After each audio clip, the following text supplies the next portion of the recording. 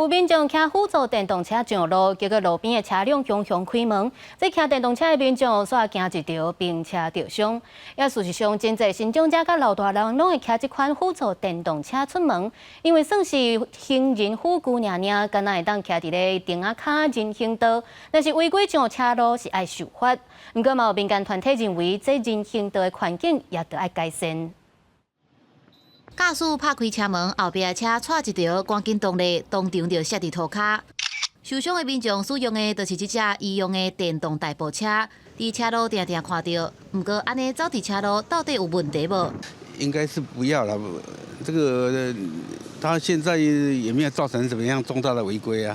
当然很危险啦，因为跟马路上的车速实在是差太大了，而且不像汽车外面有车体可以保护。这种代步车解决新庄者来来去去的无方便，也愈来愈侪时代咧使用。只是按照法规，官方列做行人的辅具，敢若会当伫顶仔卡人行道使用。 若是伫车路走，就是违规。系视为行人活动之辅助器材，于道路上应遵守一般行人之管制规定。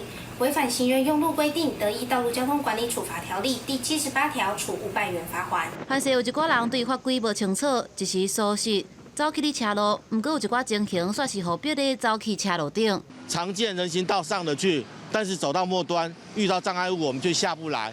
那我们必须要在 很窄的90公分的人行道上，要回转回头，又要回到起始点。